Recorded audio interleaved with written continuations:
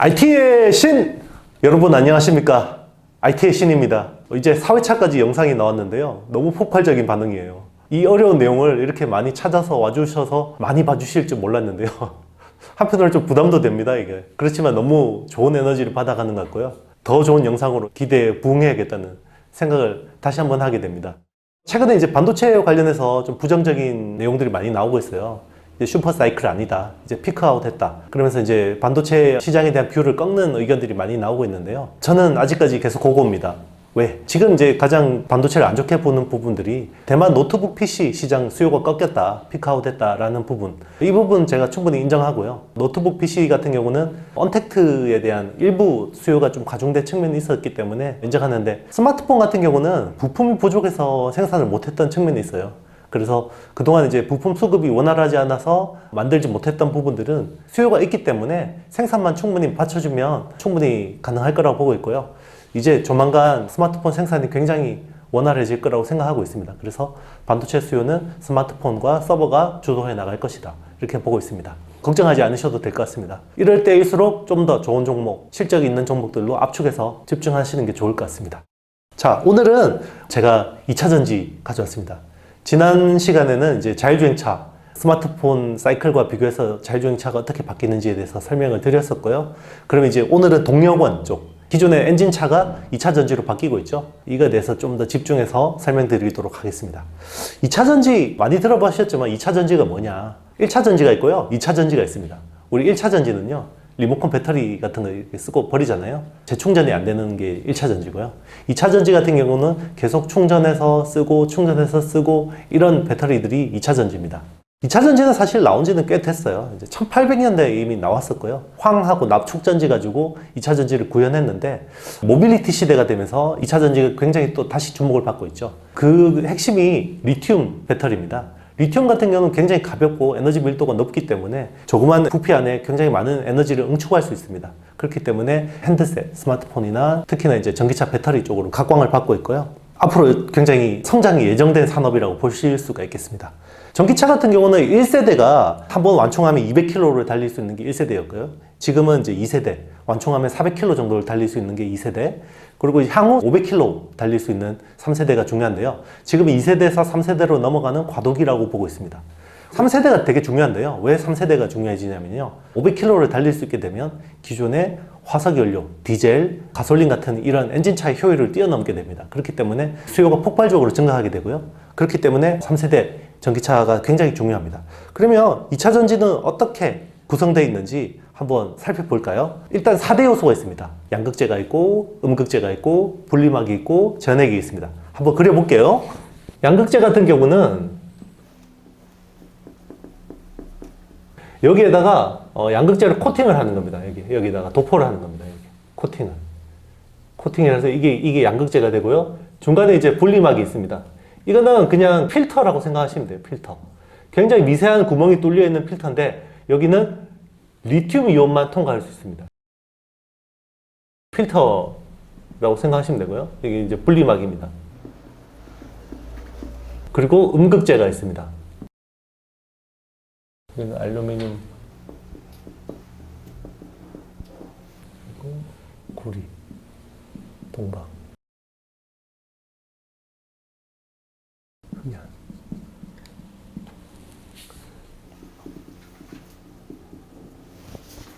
이 차 전지는 이렇게 구성이 됩니다. 이게 양극재가 있고요. 여기 음극재가 있고, 여기 분리막이 있습니다. 그리고 중간에 전해액으로 푹 담가놨어요.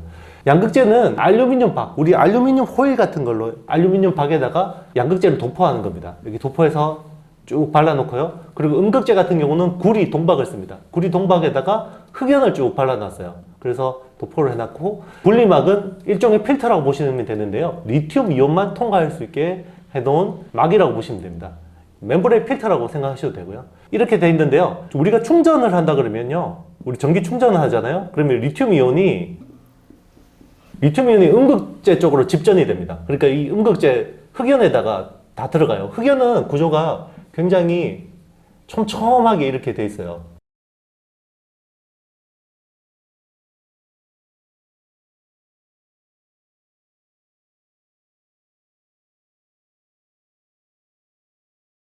그러니까 여기 사이에 다 리튬을 박아 넣는 거예요. 여기 사이에 리튬을 박아 넣거든요. 그러면 이게 충전이 되는 거예요.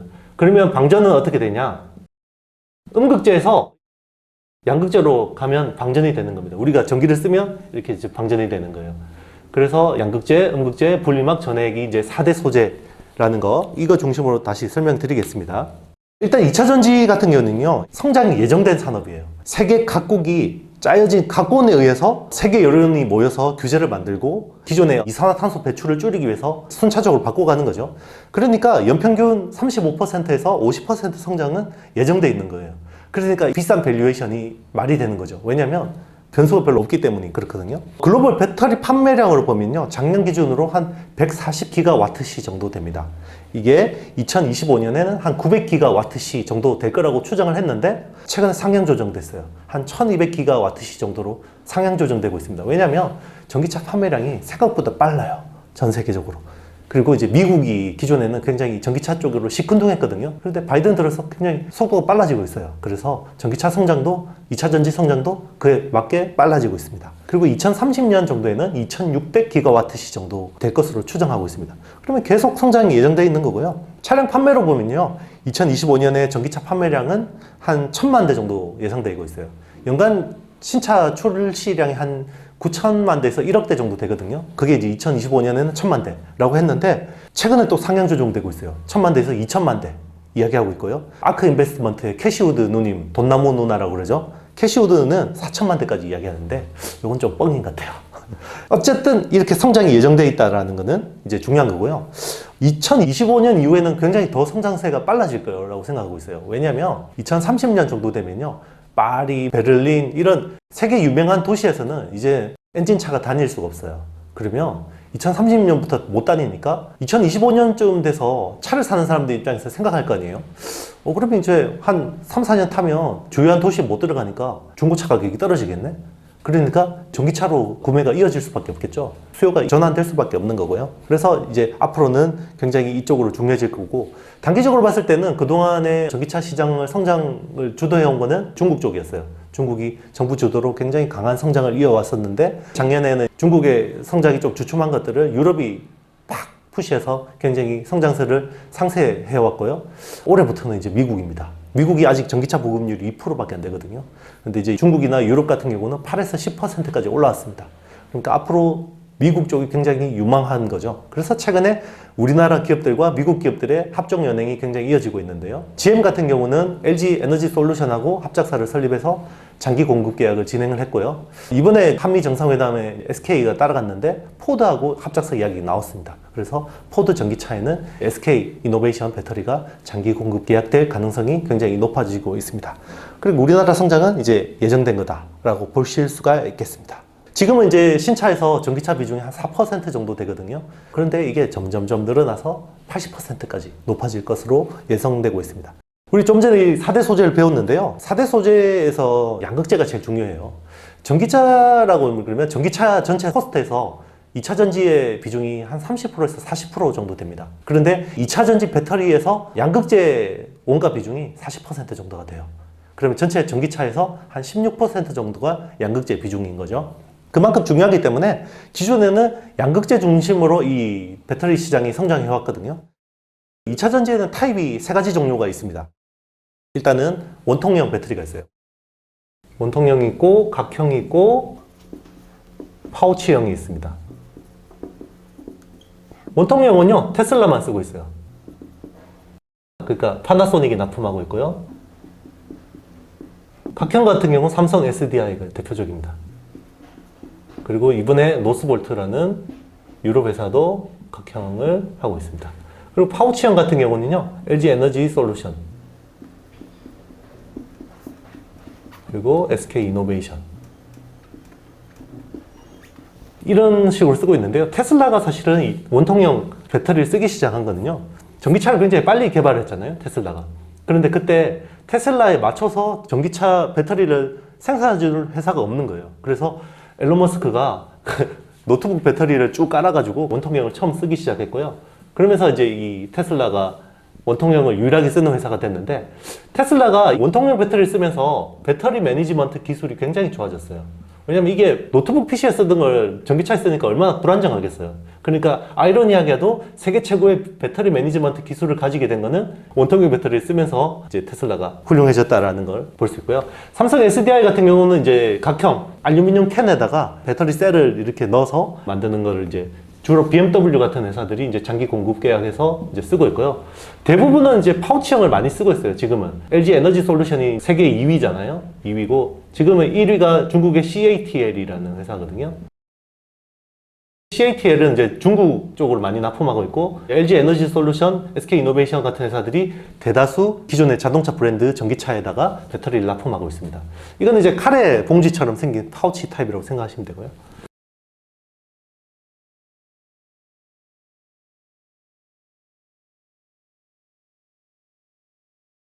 양극재 타입은 NCA, 니켈, 코발트, 알루미늄, 그리고 NCM은 니켈, 코발트, 망간, LFP는 리튬 인산철입니다. 제가 배터리 전체 코스트에서 양극재 비중이 40%라고 말씀드렸죠. 그만큼 그동안에는 양극재 기술을 개선하는 쪽으로 2차 전지의 기술이 흐름이 이어왔어요. 그런데 NCA 같은 경우는 출력이 굉장히 셉니다. 테슬라만 쓰고 있어요, 지금. 테슬라만 쓰고 있는데 출력이 세요. 그러니까 제로백 팍 밟으면 금방 팍 나가요. 진짜 스포츠카 웬만한 것들 다 잡아버리거든요. 그런데 수명에 문제가 있어요. 출력은 좋지만 수명에 문제가 있습니다. 수명에 문제가 있는데 그럼 테슬라는 왜 쓰냐? 한 5년 쓰고 바꿔줄게 이런 생각을 하는 것 같아요.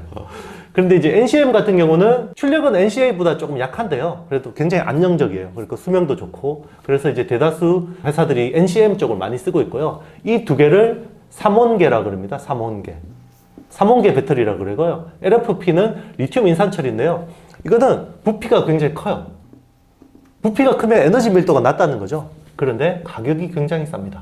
그렇기 때문에 중국 전기차 쪽으로 많이 쓰고 있고요. 지금 이제 중국 정부가 지금 CATL이라는 중국 회사를 의도적으로 많이 밀어주고 있어서 이쪽으로 많이 쓰고 있고, 글로벌 회사들도 중국에다가 로컬의 전기차를 팔기 위해서는 LFP를 좀 많이 적용해서 쓰고 있어요. 이게 아무래도 좀 물성 자체가 안정적이라서 화재 가능성이 좀 낮아요.